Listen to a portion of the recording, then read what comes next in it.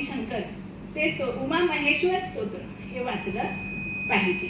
विवाहासाठी बऱ्याच सेवा आहेत, त्या सेवाही विवाह मंत्र आहेत. मुलांसाठी वेगळं आहे, मुलींसाठी वेगळं आहे. अशा मंत्रांचा जप रोज एक माळ केली असता त्यांचा विवाह लवकर होतो. तसेच अभ्यासाचे प्रश्न. आज कॉम्पिटिशनचं जग आहे, सर्वत्र चढाओढ आहे. प्रत्येकाला मार्क चांगलेच पाहिजे, डिस्टिंक्शन पाहिजे, पहिला नंबर पाहिजे.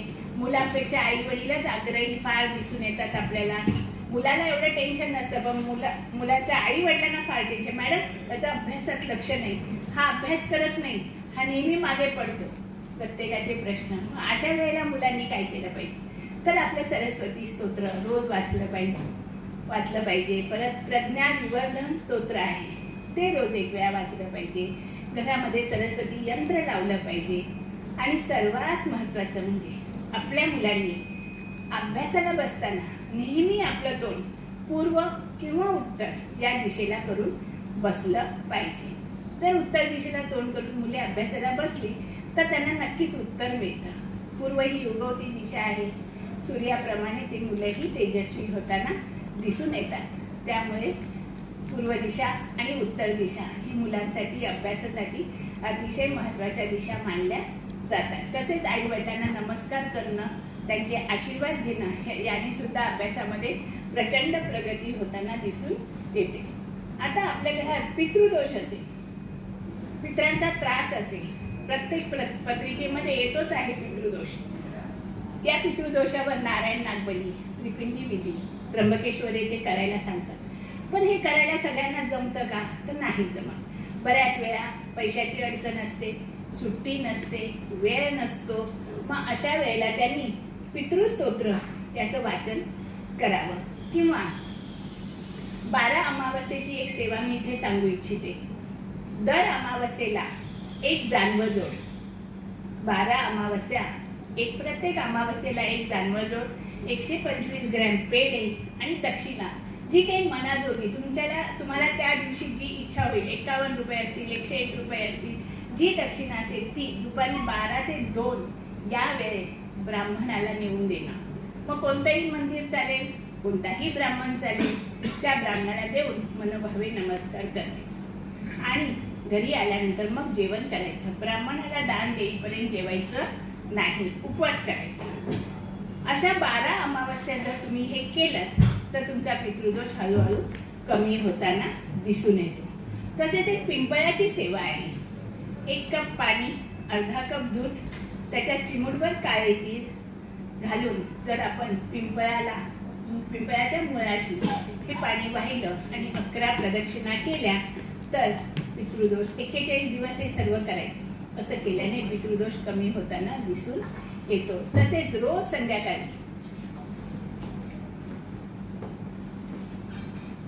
दिगंबराचा स्तोत्र, दिगंबरा दिगंबरा श्रीपाद वल्लभ दिगंबरा, याचा मोठ्याने जयघोष केल्याने पण घरातील बाधा जी असते ती निघून जाते. अतृप्त आत्मे जे असतात तेही निघून जातात, पळून जातात, कारण त्यांना दिगंबर दत्तगुरू आवडत नाहीत. बरोबर. नेक्स्ट आहे आपलं आर्थिक प्रश्न. सगळ्यांना पैसा हवा असतो, पैशाशिवाय आज कुठेही चालत नाही. तुमच्याजवळ पैसा आहे, तुम्हाला मान आहे. तुमच्याजवळ पैसा नाही, तुम्हाला कोणीही विचारणार नाही. मग असा हा पैसा येण्यासाठी आपण काय केलं पाहिजे तर आपल्या देवघरामध्ये श्रीयंत्राची स्थापना केली पाहिजे. आता श्रीयंत्र सर्व स्थापन करतात, पण नुसतं श्रीयंत्र ठेवलं तर आपल्या घरात पैसा येत नाही. मग काय केलं पाहिजे आपण? त्या श्रीयंत्रावर मंगळवार किंवा शुक्रवारी तुम्हाला जमेल तसं कुंकुमार्चन करणं फार फार आवश्यक आहे. केलेलं कुंकुमार्चन देवीला दुसऱ्या दिवशी ते कुंकू काढून डबीमध्ये ठेवावं आणि स्त्रियांनी ते कुंकू रोज लावावं. 41 दिवस ही सेवा करायची आहे. 41 दिवसानंतर तुमच्या घरामध्ये आपोआप पैशाचा ओघ चालू होतो. आता दुसरी एक छोटासा उपाय सांगते. कुबेर हंडी. कुबेर हंडी म्हणजे काय तर एक घरामध्ये पिगी बँक म्हणतो आपण त्याला. छोटंसं पूर्वी मातीचं मटकं असायचं, त्याच्यात आपण पैसे टाकायचो. तसे एखादं तुम्ही पिगी बँक घेऊन घरामध्ये ठेवायची. रोज त्यामध्ये 1 रुपये 2 रुपये जसे जमतील तसे पैसे टाकत जायचं. महिन्यानंतर 1 तारखेपासून चालू करायचं, पुढच्या 1 तारखेपर्यंत किंवा 2 महिन्यांनी जेव्हा ते हे भरेल, पिगी बँक भरेल, ती पिगी बँक एखाद्या गरीबाला तरी दान करा किंवा मंदिरामध्ये ते दान करायचे. याने सुद्धा तुमची लक्ष्मी वाढताना दिसून येते. अशा प्रकारे अजून एक तुम्हाला सांगायचे, पती पत्नीत आजकाल वाद होतात, सतत भांडण होतात आणि ती भांडणं इतकी विकोपाला जातात की शेवटी कोर्टामध्ये ते प्रकरण जातं आणि मग डिवोर्सच मागितला जातो. तर अशा पती पत्नीमध्ये वाद निर्माण झाल्यावरती काय करायचं? तर एक पतिस्तवन स्तोत्र आहे. ते पतिस्तवन स्तोत्र सकाळ, दुपार, संध्याकाळ जर एखाद्या व्यक्तीने वाचलं तर त्याने खूप खूप फरक पडतो. अतिशय खूप क्लायंट आहेत की ज्यांची डिवोर्सपर्यंत गेलेली केस सुद्धा चांगली झालेली आहे.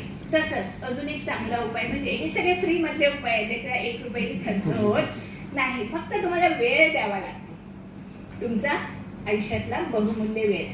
कोर्ट कचेरी नको, वकीलची फी द्यायला नको, घरच्या घरी कोणाला सांगायला नको, तुम्ही घरच्या घरी हे उपाय करू शकता.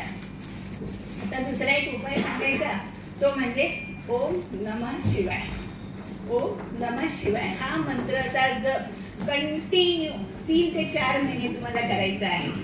जर तुम्ही कंटिन्यू 3 ते 4 महिने हा जप करायला लागला, ओम नमः शिवाय, ओम नमः शिवाय, ओम नमः शिवाय, त्यावेळेला तुमचा ओम येतो आणि नमः शिवायच्या ऐवजी शिवाय नमः असं मुखामध्ये येतं. जसं की वाल्या कोळी म्हणाला, वाल्या कोळ्याचा मंत्र कोणता होता सांगा बरं सगळ्यांनी?